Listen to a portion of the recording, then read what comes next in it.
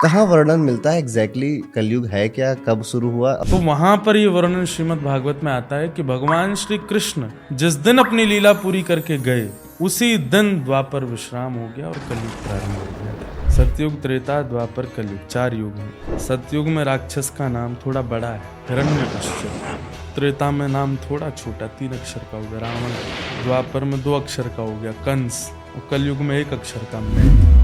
यही राक्षस है। आपने इसे कहा कि जो कल की अवतार है इनका कोई बचपन नहीं होगा। वो केवल प्रकट होते ही सीधे युद्ध भूमि में कूद पड़ेंगे। कब आएंगे कल की? कहा होए पछता है जब चुड़िया चुग गई खेत। कहते हैं ना कि जब नाश मनुष्य पे चाहता है तो सबसे पहले विवेक मर जाता है।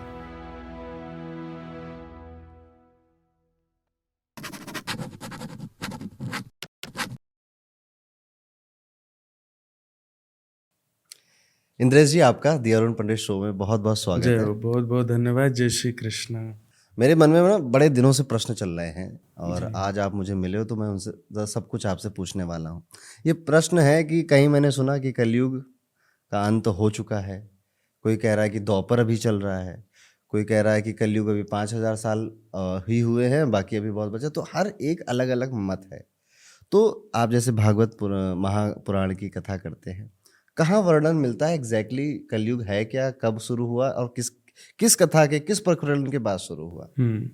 तो एक्चुअली क्या है कि श्रीमद् भागवत में राजा परीक्षित, जिनको 7 दिन में मृत्यु का श्राप लगा और उसके बाद में भागवत की कथा सुखदेव जी ने उनको सुनाई, तो वहीं पर वर्णन आता है कि कलयुग प्रारंभ कब हुआ, कैसे हुआ और उनको कैसे पता चला।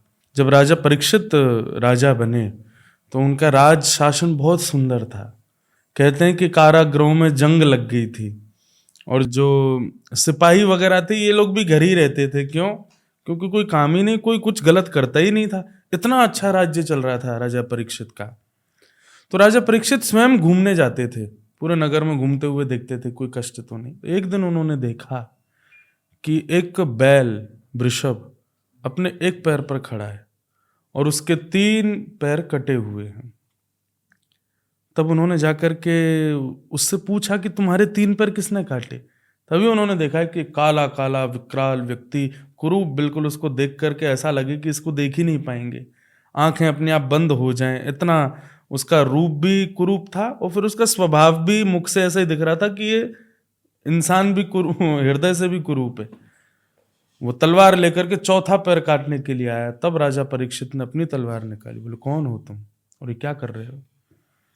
तो वो मुस्कुरा करके बोला, महाराज ये धर्म है, इसके 4 पैर हैं, 3 मैंने काट दिए। सत्य, दान, दया और पवित्रता। अब इसका 4था पैर बचा है, सत्य, उसको मैं काट रहा हूं। मेरा नाम है कलयुग। तो जब उसने अपना नाम बताया कलयुग, तो राजा परीक्षित एक बार को तो सहम गए। बोले, तुम कैसे आ गए? बोले, जिस दिन भगवान योगेश्वर कृष्ण धराधाम से अपनी लीला पूरी करके प्रस्थान किए उसी दिन मैं आ गया था। बस धीरे धीरे थोड़ा बड़ा होने का प्रयास कर रहा था। आज कुछ वर्ष निकल गए हैं, अब मेरा प्रभाव शुरू होने वाला है।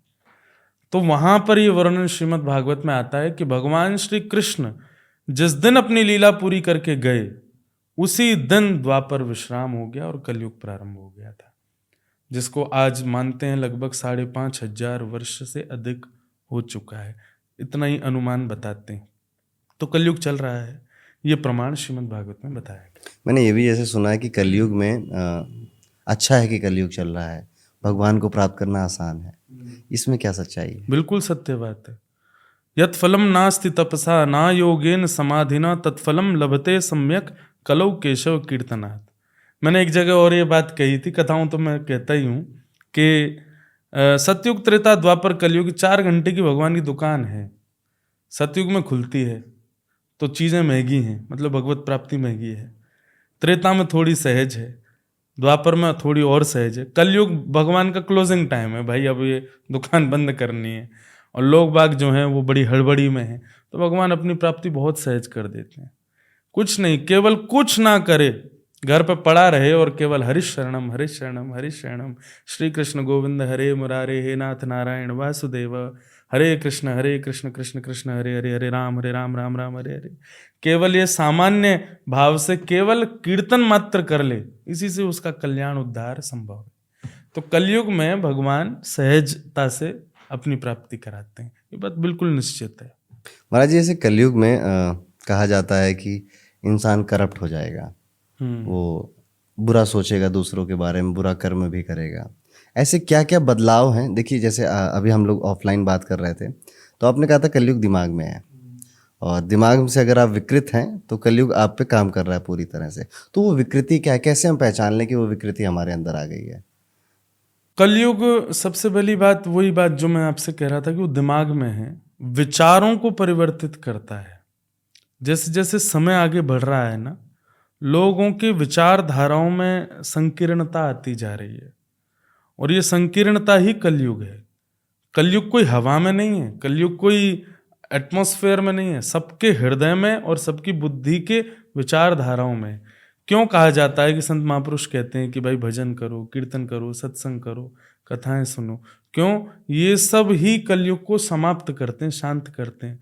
नहीं तो कलयुग इसी प्रकार आक्रमण करता रहेगा और लोग बाग दूषित मार्ग की ओर भागेंगे। तो सबसे पहली बात, जो कलयुग का प्रभाव है वो कैसे दिखे कि एक इसके अंदर कलयुग आ चुका है।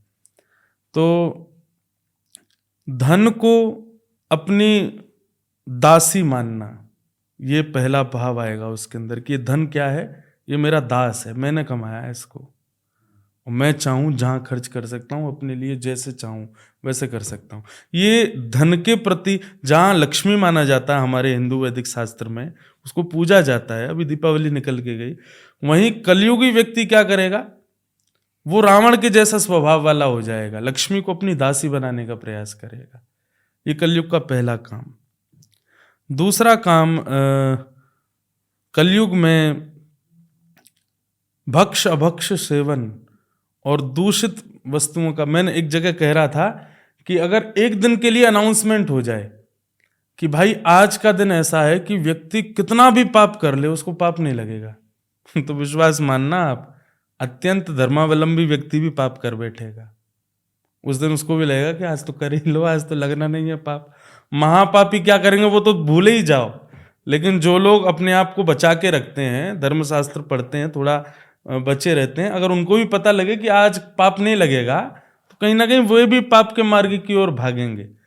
तो कलयुग का दूसरा प्रभाव है कि अन्न दूषित हो जाएगा, जल दूषित हो जाएगा, कुछ भी खाने पीने में आपको संकोच नहीं होगा।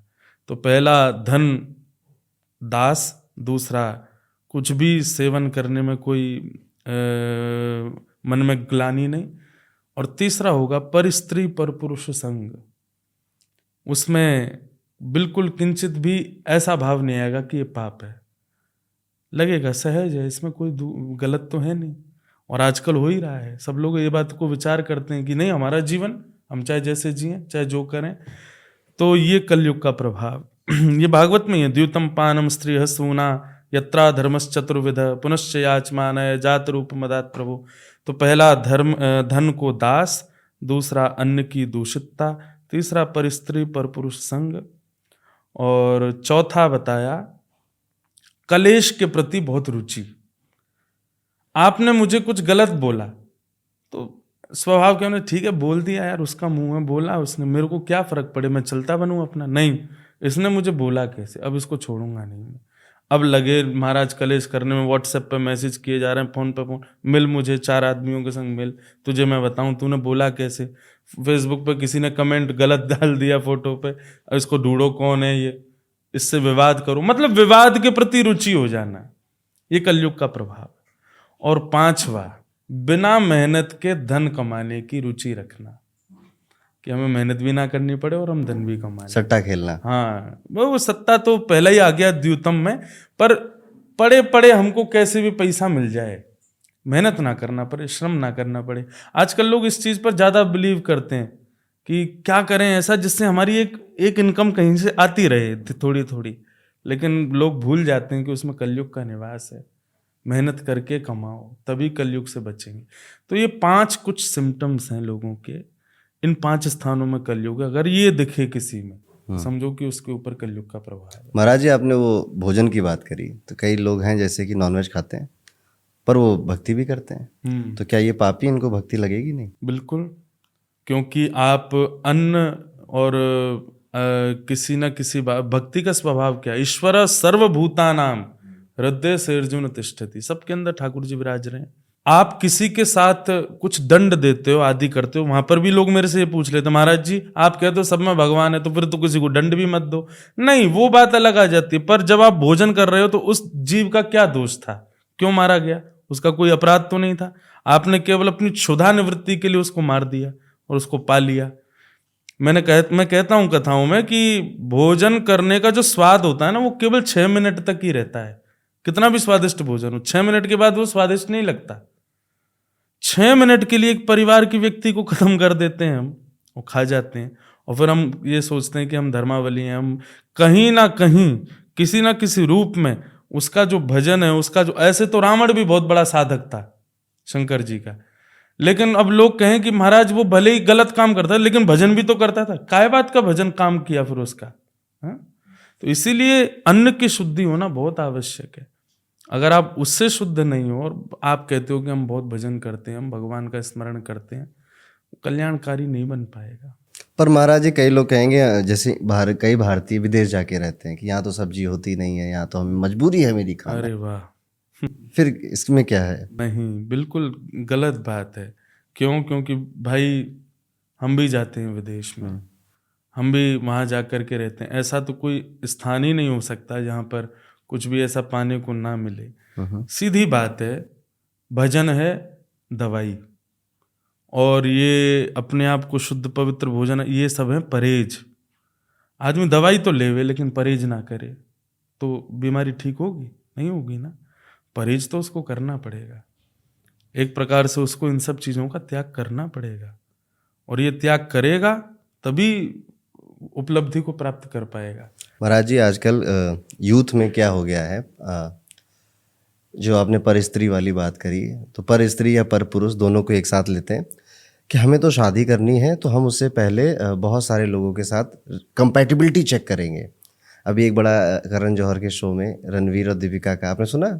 नहीं मेरे। तो दीपिका पादुकोण कहती है रणवीर सिंह के लिए कि मैं आपके साथ थी, बट मैं औरों को भी देख रही थी, पर मैं आपके साथ थी। तो इसको लेके काफ़ी कंट्रोवर्सी हुई, कुछ लोग उनके फेवर में आए, कुछ लोगों ने कहा कि नहीं ये गलत बात है।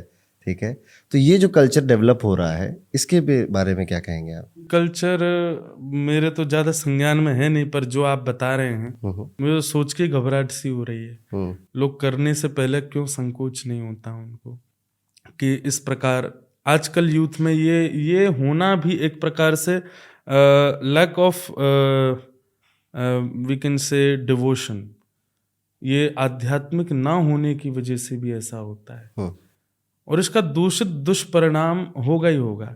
क्या है? प्रेम गली अति सांकरी तामे दो ना समाए। हमारे शास्त्रों में पूर्वाचार्यों ने कहा है प्रेम गली बहुत छोटी है, उसमें 2 लोग नहीं बैठ सकते। यहाँ तुमने 40 बैठा रखे तो क्या होगा? वो प्रेम गली नहीं, वो आसक्त गली है। एक प्रकार से अगर मैं स्वच्छंद रूप से कह दूं, आज का मानव प्रेम भूल चुका है कि कहते किसको है। नारद भक्ति सूत्र में जी नारद जी कहते हैं प्रेम क्या है? बोले तत् सुखे सुखित्वम, जिसमें मेरा प्रेमी सुखी उसमें मैं सुखी। लेकिन आजकल उल्टा हो गया, मैं जिसमें खुश हूं उसमें तुम खुश रहो।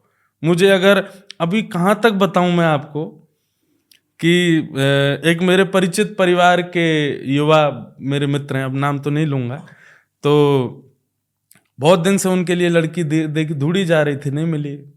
तब जाकर के एक जगह उनका अभ्यास हो गया पक्का। तो मैंने इसी सहज भाव से पूछा, मैंने कि और सब ठीक मंगल, तुम्हारा ब्याह पक्का हो गया? बोले हाँ महाराज जी बढ़िया, अब ठीक है। उसके किसी मित्र ने बताया, बोले महाराज जी क्यों पक्का हुआ पता है? बोले क्यों? बोले इसको भी खाना पीना पसंद है, उसको भी खाना पीना पसंद है, दोनों रात में एक संग पीते हैं, इसलिए दोनों के वाइब्स मैच हो गए, अब दोनों ब्याह कर रहे हैं। बोले वैसे वो घोर मंगली है, उसका मिल नहीं रहा है, लेकिन इस चीज से उसको लगाव हो गया, कम से कम पैक तो मेरे बनाएगी रात को। तो क्या हो गया है आज के युवाओं को? मेरे हिसाब से आप इसको प्रेम तो बिल्कुल मत कहिए, प्रेम की अवहेलना होती है, प्रेम का एक प्रकार से आप अपमान कर रहे हो, प्रेम नहीं है। तो कहीं ना कहीं हम लोग प्रेम होता क्या है ये समझना ही भूल ही गए हैं। और प्रेम होता क्या है? आइए वृंदावन, सुनिए भागवत की कथा। श्री किशोरी जी का अवतरण ही इसलिए हुआ ताकि व्यक्ति को बताया जा सके प्रेम किसे कहते हैं। भगवान श्री कृष्ण जब मथुरा चले गए ना, तो उद्धव जी गोपियों को समझाने के लिए गए वृंदावन। जाके बोले वो परमात्मा है, वो ईश्वर हैं, वो जगत नियंता जगदाधार हैं, वो आपके गली मोहल्ले के बालक नहीं है। ठीक है, उन्होंने यहाँ लीला की, आप लोगों को प्रेम हो गया, पर अब आप उनको भूल जाओ। वो परमात्मा है, वो केवल समाज के नहीं, वो तीनों लोकों के हैं। सप्त द्वीप, सप्त लोक, 14 भुवन, सब उन्हीं का ही है। वो किसी एक गोपी के या किसी के नहीं हो सकते। तो हमारी ब्रज की गोपियां क्या कहती हैं?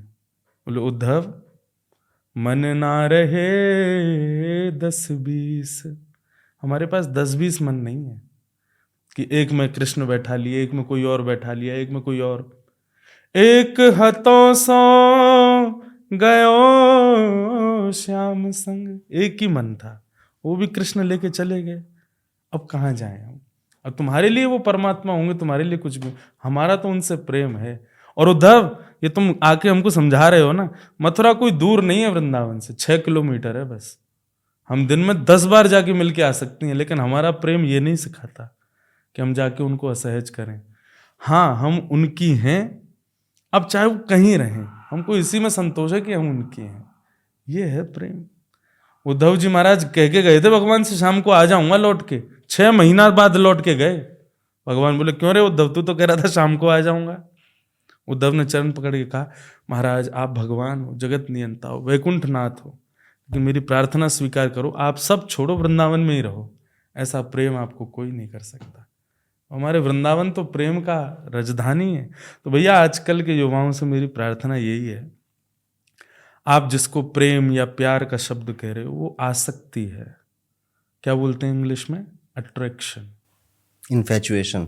हाँ, जो भी बोल लो, बहुत सारे नाम है। उसको प्रेम या प्यार मत कहिए। और ये अब नहीं, कुछ वर्ष बाद जब थोड़े वृद्ध हो जाओगे ना, तब रुलाएगा बहुत कि मैंने ऐसा क्यों किया, क्योंकि हृदय नष्ट हो चुका है। अरे भाई, जगह इतनी थी, वहां पे 40 घुस जाएंगे तो वो तो अस्त व्यस्त हो गई ना, खत्म। हृदय तो हम लोगों का नष्ट ही हो चुका है। इतने सारे लोगों के साथ में हम लोग व्यवहार कर देते हैं, हृदय कहाँ बचता है फिर? तो इसलिए भैया मेरी प्रार्थना है कि ऐसा ना करें, ये उचित नहीं है, ये बिल्कुल अनुचित है, ऐसा नहीं होना चाहिए। अब यहाँ पे एक सवाल आएगा कि मन नहीं मानता, ठीक है, या फिर एक ही ज़िंदगी मिली है, हम कितना ये सब परहेज करें, कितना खुद को रोकें, हमें जो चीज़ खुशी देती है हम वो काम करेंगे, ठीक है। तो और भगवान भी तो चाहते हैं कि हम हर दिन को जिएं, हर दिन में खुशी पाएं। तो हमें खुशी बुरी चीज़ों में ही क्यों मिलती है, अच्छी चीज़ों में क्यों नहीं मिलती? ये मानव का स्वभाव है और कली का प्रभाव है, दोनों बातें। अब बच्चे को तो बिल्कुल मन नहीं करता कि मैं स्कूल जाऊं, लेकिन क्यों जाना पड़ता है भाई?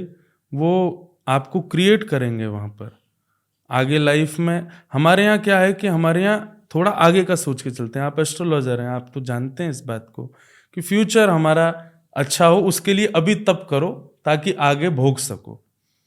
अभी क्या हो गया, उल्टा हो गया है, आगे किसने देखा, अभी भोग लो।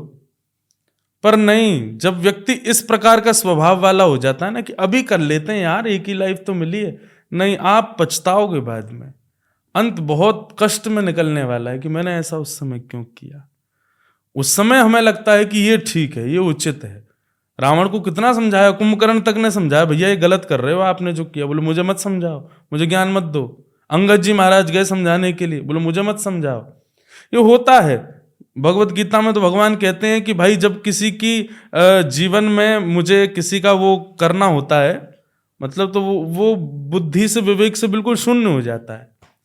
तो ये तो बहुत गलत विचार है कि हम एक ही जीवन मिला है, जी लेते हैं।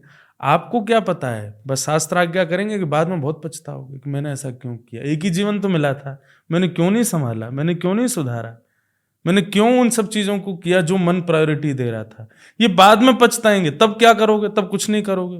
कहा होए पछताए जब चिड़िया चुग गई खेत, तो सब हो जाएगा खत्म, फिर कुछ नहीं कर पाएंगे। कहते हैं ना कि जब नाश मनुष्य पे चाहता है तो सबसे पहले विवेक मर जाता है। वाह, बिल्कुल। सतयुग में जो असुर होते थे, राक्षस होते थे, ये दूसरे लोक में होते थे। किसमें? सतयुग में जी। सतयुग में जो असुर होते थे, राक्षस होते थे, दूसरे लोक में होते थे। त्रेता में ये दूसरे देश में हुए, राम जी अयोध्या में थे, वो लंका में थे। द्वापर में ही अपने घर में हुए असुर या फिर राक्षस या फिर जो असुरी प्रवृत्ति के, कलयुग में ये अपने अंदर होंगे, अपने मन में होंगे, और वही शायद कली है। हाँ, वो मैं एक बात में कथा में कहता हूँ, सतयुग, त्रेता, द्वापर, कलयुग, 4 युग हैं। सतयुग में राक्षस का नाम थोड़ा बड़ा है, हिरण्यकश्यप। त्रेता में नाम थोड़ा छोटा, 3 अक्षर का हो गया, रावण। द्वापर में 2 अक्षर का हो गया, कंस। और कलयुग में 1 अक्षर का, मैं। यही राक्षस है कलयुग में। ये मैं, अहंकार, अहमत्व, यही राक्षस है। और इसी को मारेंगे भगवान कल की आकर के। कब आएंगे कल की?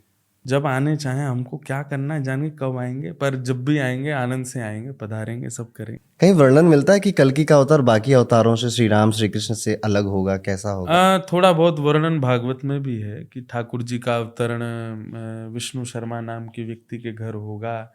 कुछ स्थान का भी संकेत किया गया है। भगवान आएंगे तो उस कब आएंगे ठाकुर जी, तो उसका एक वो बताया गया सिनेरियो कि उस समय इतने धर्मावलंबी बचेंगे कि उनकी उंगलियों पर गिनती कर ली जाए।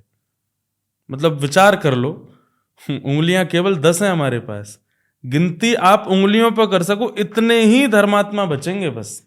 और वो भी पूर्ण धर्मात्मा नहीं, ऐसे होंगे चलते फिरते धर्म करने वाले लोग।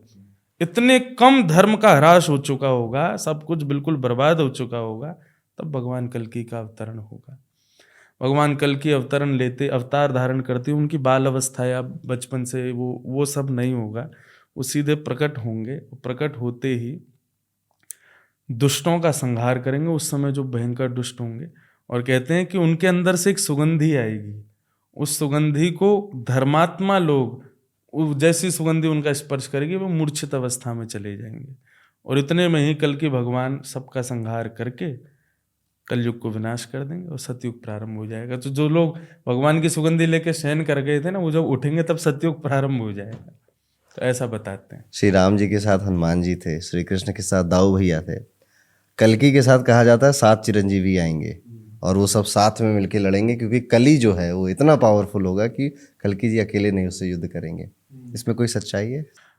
सप्त चिरंजीवी तो वैसे 4 युगों में है। सतयुग इसीलिए उनका नाम चिरंजीवी है, क्योंकि वो चिरजीवी हैं, वो उनका कभी अंत नहीं होता। तो इसलिए कलयुग में भी निश्चित वो रहेंगे। और ये 7 चिरंजीवी 4 युगों में 4 ठाकुर जी जो भी प्रकट हुए सबके संग रहे हैं। तो निश्चित है कली भगवान के साथ भी रहेंगे। उसका व्यवहार स्वभाव कैसा होगा, ये लोग कैसे वध करेंगे, एक दूसरे का कैसे मारेंगे काटेंगे, उसका इतना वर्णन अभी होगा, अभी तो मेरे संज्ञान में आया नहीं है, पर उसका वर्णन है कि ठाकुर जी आएंगे, सप्त चिरंजीवी आएंगे, आकर के ऐसे संहार करेंगे। तक्षक नाग का वर्णन मिलता है। तक्षक सर्प, ये नागों का एक तो बड़ा हमारे हिंदू धर्म में काफ़ी रहा है। तक्षक हो गए, वासुकी हो गए, शेषनाग हो गए, और कुंडलिनी जागरण की बात होती है तो उसके लिए जो फोटो रिप्रेजेंट करती है उसमें भी नाग घूम रहा है हमारे मेरुदंड के आसपास। तो ये नागों का क्या वर्णन और तक्षक नाग की क्या कथा है? तक्षक सर्प जो है, अब नागों का विशिष्ट रूप से क्या ज़्यादा है वो मेरे संज्ञान में नहीं है, पर तक्षक सर्प क्योंकि भागवत हम पढ़ते हैं तो वहाँ पर उसका वर्णन आता है कि वैसे शास्त्र आज्ञा करते हैं कि अगर किसी व्यक्ति की मृत्यु सर्पदंशन से हो जाए, उसको स्वर्ग तो मिल जाएगा, उसको नरक तो मिल जाएगा, पर उसको वैकुंठ नहीं मिलेगा, मुक्ति नहीं मिलेगी उसको। सर्पदंशन को अशुभ बताया गया है कि वो निश्चित ही आपके द्वारा इस जन्म में या किसी जन्म में ब्राह्मण अपराध बना है, वैष्णव अपराध बना है, संत अपराध बना है, उसी का ही प्रभाव होता है कि सर्पदंशन होता है कभी ना कभी, सांप काट लेना। हाँ, तो सर्पदंशन जो है एक, क्योंकि साक्षात परीक्षित ने ब्राह्मण एक संत का अपराध किया, एक शमिक नाम के ऋषि का अपमान किया, तब तक्षक सर्प ने डसा। तो ये बात प्रमाणित करती है कि सर्पदंशन से बच भी जाए अगर व्यक्ति तो भी सावधान हो जाए, उसने निश्चित ही किसी ब्राह्मण वैष्णव संत या किसी श्रेष्ठ व्यक्ति का अपराध या अपमान किया होगा कभी ना कभी, तो तभी सर्पदंशन होता है। तो सर्प जो है ये कहीं ना कहीं हमको संपर्क कराते हैं, हमारे अपराध बोध कराते। हम चलते चलते गिर जाएं, हमारे ऊपर कुछ गिर जाए, गाड़ी का एक्सीडेंट हो जाए, लाइट फूट जाए, करंट लग जाए, तो तो हम कहीं ना कहीं कर्म से रिलेट करते हैं उस चीज़ को, कुछ ना कुछ तो किया होगा मैंने, तब ये जा करके ऐसा हुआ। अभी किसी ने आपको कुछ गलत कहा, आगे चल के ठोकर लग के गिर गया, बोले बेटा मिल गया फल, कर्म का फल। तो हमारे यहाँ हर चीज को कर्म फल से जोड़ा जाता है, परंतु सर्पदंशन जो है, और उसमें भी विशेष रूप से कभी जीव हिंसा हो, कोई जीव के द्वारा आप पर आक्रमण हो, तो उस पर विशेष रूप से किसी वैदिक या किसी ब्राह्मण या किसी संत ऋषि, इन सबके अपमान का वो फल बताया जाता है। तो सर्पदंशन जो है ये शुभ नहीं माना गया। जिसको सर्पदंशन होता है उसको भगवत दर्शन कभी नहीं हो सकता। लेकिन श्रीमद् भागवत में उसी सर्पदंशन होने वाले परीक्षित को भागवत की कथा सुना करके भगवत धाम प्राप्त कराया, इसलिए भागवत को सर्वश्रेष्ठ माना गया। तो तक्षक सर्प जो था, ये शमिक ऋषि के पुत्र श्रृंगी ने उनको आवाहन किया कि आप आकर के, तक्षक सर्प आकर के परीक्षित को डसे, क्योंकि उनके दंशन से ऐसा नहीं कि विष चढ़ेगा और मृत्यु, सीधे अग्नि प्रकट होगी और उनकी मृत्यु हो जाएगी। तो इतना बस मुझे थोड़ा अनुभव गुरुजनों से प्राप्त हुआ सर्पों के विषय में। ये तक्षक और गरुड़ की भी कथा है, सौतेले भाई हैं ये। अब उसका मुझे ज़्यादा संज्ञान में नहीं है विषय। महाराज जी, आपने जैसे कर्म के फल की बात करी, मान लीजिए मेरे पिताजी या दादाजी कोई गलत कर्म करते हैं, क्या उनका फल मुझे भोगना पड़ेगा?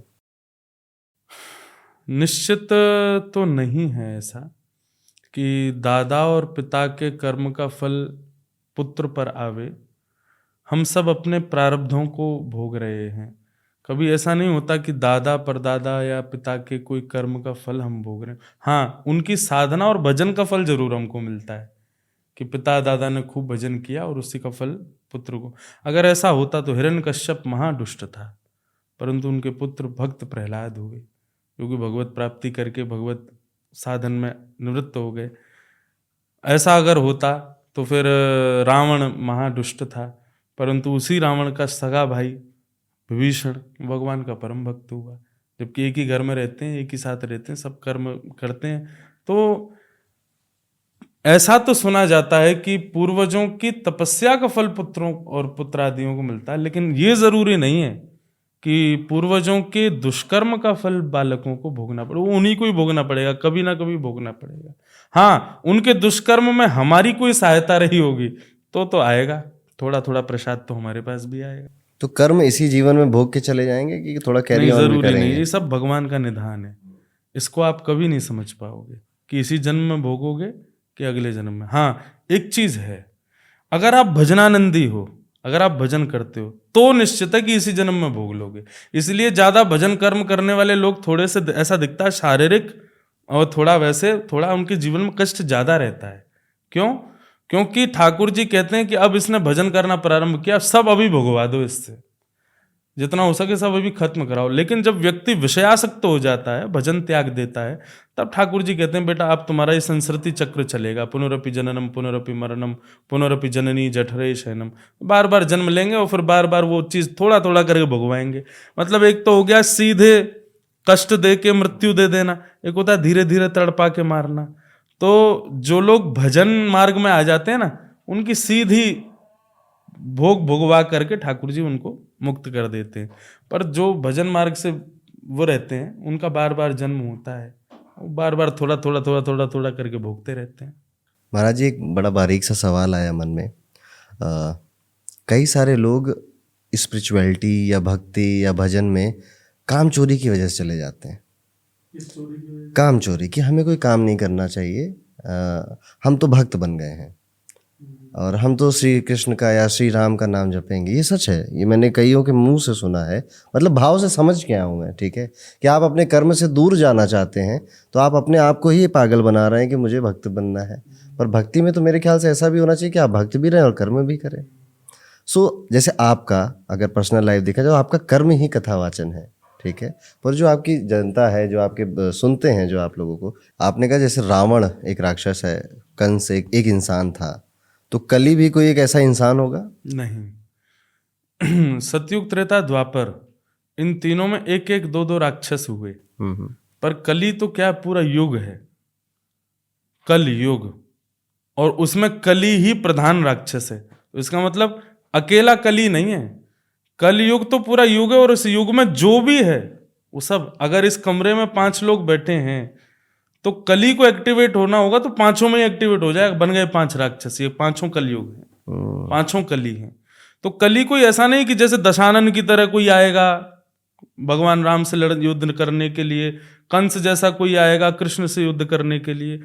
कली तो ठाकुर जी जहां नजर घुमाएंगे ना, कल की भगवान, वहीं उनको कली दिख जाएगा। बोले ये घूम रहा गली में, ये घूम रहा उस घर में। और महाराज मैं तो फिर भी ये कर रहा हूं, ठाकुर जी तो ऐसे जैसे चींटियों का झुंड चलता है ना, ऐसे कली चला करेगा। जब कली का अंत होने वाला होगा, भगवान कल की पधारेंगे, तो लगभग सब लोगों के अंदर कलयुग दिखाई देने लगेगा। तो सबको मारेंगे फिर कल की? वो तो फिर उसी प्रकार होगा सबका वध। ये सप्त चिरंजीवी भी ना जाने कितने रूप धारण करके आएंगे, और फिर ठाकुर जी भी कहाँ कहाँ से कैसे कैसे करेंगे, वो सब होगा अंत। बहुत मतलब सतयुग त्रेता द्वापर राम, अभी कहते हैं राम रावण योर युद्ध, राम रावण योर एव। राम रावण जैसा युद्ध ना कभी हुआ ना कभी सुना, पर मुझे ऐसा लगता है कि कल की का जो युद्ध होगा ना, ये सर्व क्योंकि एक रावण नहीं है, अनंत रावण। जहां नजर घुमा रहे हैं वहीं, वो चट्टान के ऊपर भी बैठा है, नदी में नाव भी चला रहा है, गाड़ी भी चला रहा है, मेट्रो भी चला रहा है, फ्लाइट उड़ाने वाला पायलट भी कली है, सबके अंदर कली है। तो कैसा होगा इस पर तो कोई मूवी डायरेक्टर भी डिसाइड नहीं कर सकता कि मैं पिक्चर कैसी बनाऊंगा। क्यों? क्योंकि एक कल की भगवान और चारों तरफ कली। तो एक प्रकार से मैं अभी मन में सोच रहा था कि जैसे कोविड का क्या नियम था कि मास्क नहीं है, हैंड सैनिटाइजर नहीं है, आपने किसी को छुआ तो आपके अंदर भी कोविड का सिम्टम्स आने लग जाएंगे और आपको कोविड हो जाएगा, कोरोना हो जाएगा। ठीक वैसे कलयुग है। अगर आपके पास भजन मार्ग नहीं है, आपके पास में संत कृपा नहीं है, आपके पास में मेडिटेशन नहीं है, भगवत स्मरण आप नहीं करते हो, ये सारे प्रोटेक्शन आपके पास नहीं, तो कली आपके अंदर भी एक्टिवेट हो जाएगा। कली कोई विकराल विशाल या कोई बहुत भयानक राक्षस जैसे दिखना, आपके मेरे जैसे ही दिखेगा। अच्छा, कलयुग की एक और बड़ी विशेषता है कि सतयुग त्रेता द्वापर में पता चल जाती थी कि ये राक्षस है, कली में पता नहीं चलता कि राक्षस है। यहाँ पे दिखेगा वो संत जैसा, दिखेगा वो वैष्णव जैसा, दिखेगा अरे कितना सीधा, इसका स्वभाव कितना अच्छा है। कली का यही तो स्वरूप है कि वो दिखाता बहुत सरल है अपने आप को, लेकिन अंदर से कुछ भी कर सकता है। तो ऐसा कली हो। आपने इसे कहा कि जो कल की अवतार है इनका कोई बचपन नहीं होगा, जैसे हम राम कथा सुनते हैं, कृष्ण ऐसा कथा मैंने सुना है गुरुजनों से कि वो केवल प्रकट होते ही सीधे युद्ध भूमि में कूद पड़ेंगे। तो हमें लग रहा है सतयुग वालों को नई कहानियां सुनने को नहीं मिलेंगी। हाँ नहीं, वो हम लोगों की ही सुन लेंगे। मुझे लगता है सतयुग वाले लोग हम लोगों की बातें ही सुन लेंगे कि भाई ऐसा ऐसा स्वभाव हुआ करता था कलयुग में लोगों का। महाराज जी, आपसे बड़ा अच्छा लगा एक तो प्रश्न के, आप बड़े सरल स्वभाव से आंसर कर देते हैं सब। एक मेरे मन में मेरा पर्सनल क्वेश्चन है, मैं कई कंसल्टेशन लेता हूँ, पढ़ाता भी हूँ बच्चों को। हमारी संस्थान है अकल्ट गुरुकुल, उसमें मैं ज्योतिष वगैरह पढ़ाता हूँ। कई सारे लोग ऐसे मिलते हैं, ख़ास तौर पे ये जो अभी नई जनरेशन आ रही है, इनको जो कर्म दिया गया है या इनको जो काम करना है, ये वो काम नहीं कर रहे हैं और अपने मन को बेवकूफ़ बना रहे हैं कि अरे मैं तो स्पिरिचुअल के पाथ पे चल रहा हूँ, स्पिरिचुअलिटी के पाथ पे चल रहा हूँ। तो क्या ये जो डिफरेंस है कि आप स्पिरिचुअलिटी अध्यात्म के पथ पे चल रहे हैं तो आप कुछ कर्म मत करें, आप हरि नाम लें, कुछ ऐसा, ये क्या ज़रूरी चीज़ है या सच में लोग अपने मन को बेवकूफ़ बना रहे हैं? अधिकांश तो नहीं करते होंगे, पर कई लोग ऐसी सोच के भी है। देखो क्या है कि हम सबका जन्म हुआ है और जन्म हुआ है तो ये प्रमाणित बात है कि हम सब अपने कर्म भोग को भोगने आए। कर्म अगर हमारे निवृत्त हो चुके होते तो हमारा जन्म ही नहीं होता। हमारा जन्म इस बात का द्योतक है कि हमारे कर्म बचे हैं और उन्हीं को भोगने के लिए हम आए, प्रारब्धों को भोगने के लिए आए।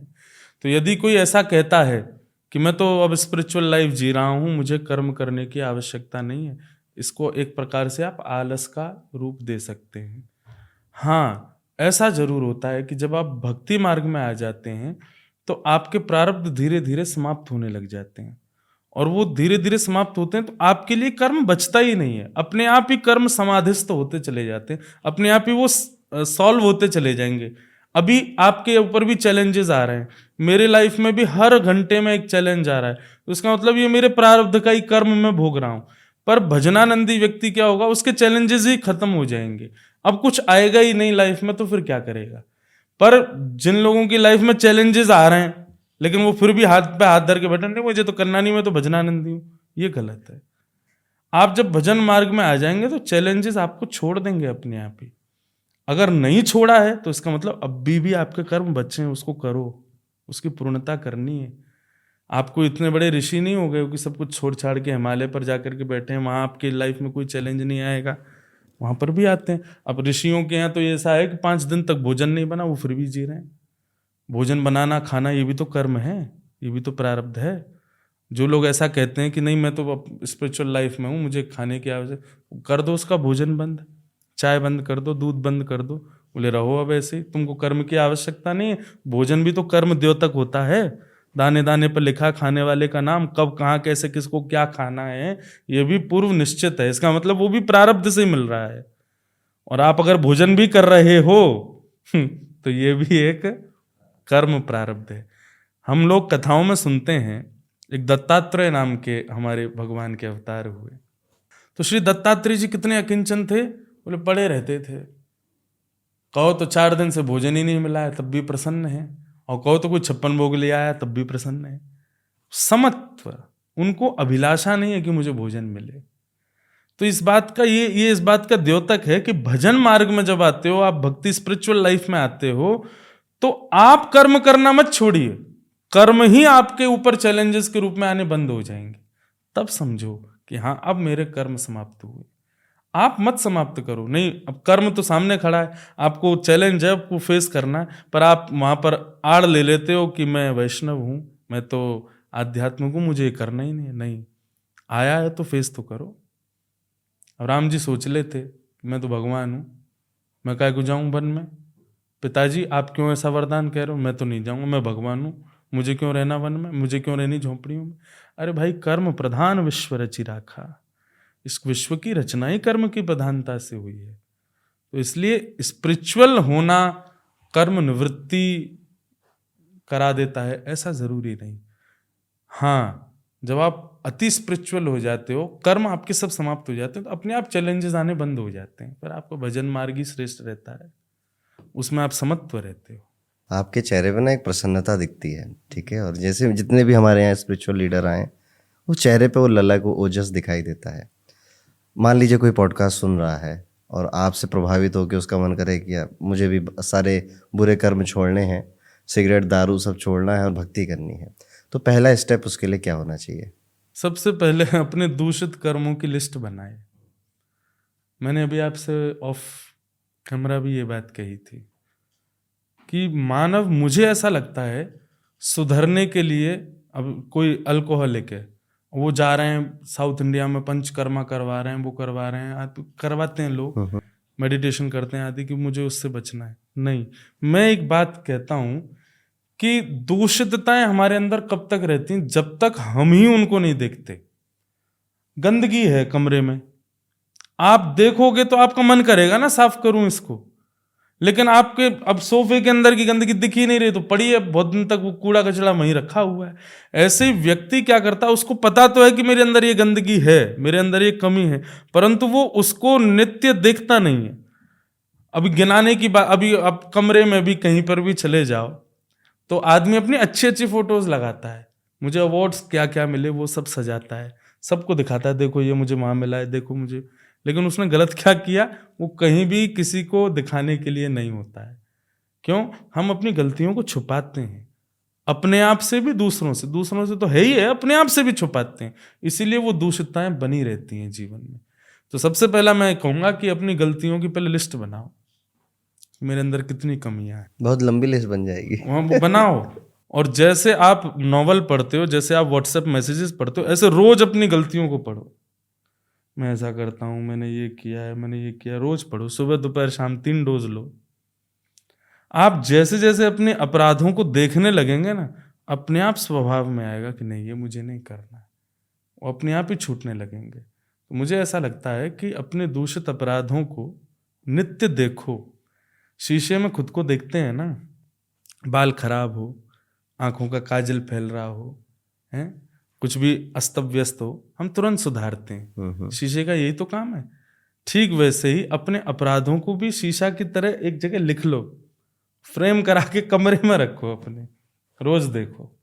देखने मात्र से ही आपके अंदर व्यवहार आने लगेगा कि मुझे ये चीज़ ठीक करनी है, मुझे इस पर काम करना है। तो सबसे पहले तो लोग क्या करते हैं, गीता पकड़ लेंगे, लोग जाएंगे रामायण जी पढ़ने लग जाएंगे, बोले अब मुझे ठीक होना है, इससे ठीक होना है। वो बात का विषय है। पहले अपराधों को खूब देख लो, आपको बुद्धि विवेक आपके हाथ फिर उस अपराध की ओर जाएंगे तो आपके अंदर से अपने आप ही वजह, नहीं नहीं नहीं, तू सुबह देख के आया था, नहीं करना है, बचो इससे। धीरे धीरे यहीं से प्रारंभ करो, फिर उसके बाद आश्रय लो भागवत जी का, गीता जी का, रामचरित, फिर किसी एक गुरु का आश्रय लो। लोग इस बात पर भी प्रश्न करते हैं कि महाराज जी हम गुरु किसको माने, हमारे वैदिक सनातन धर्म में इतने सारे गुरुजन हैं। मेरा ऐसा मानना है जिसको देख करके सर झुकाना ना पड़े, अपने आप झुक जाए। जिसको देख करके हाथ जोड़ने ना पड़े, अपने आप जुड़ जाए। जिसको देख करके अपने अपने हृदय के कुभाव प्रकट ना कर, अपने आप प्रकट हो जाए, वही गुरु है, उसका आश्रय ले लो, बस सब ठीक हो जाएगा। इंद्रेश जी, बहुत अच्छा लगा आपके साथ इस पॉडकास्ट में बात करके। हमारा जो थीम था कली, कलयुग और कलयुग इंसान के अंदर, आपने कई सारी नई चीज़ें बताई कि आप ऐसा मत सोचो कि कोई काले रंग का राक्षस आएगा, आप ही बन जाओगे। और अभी भी अगर वो प्रकृति आ रही है आपके मन में तो वक्त है उसे लिख कर अपने आप को सुधारने का, गुरु के मार्ग में जाने का। धन्यवाद हमारे इस पॉडकास्ट में आने का। हरे कृष्णा। हरे कृष्ण।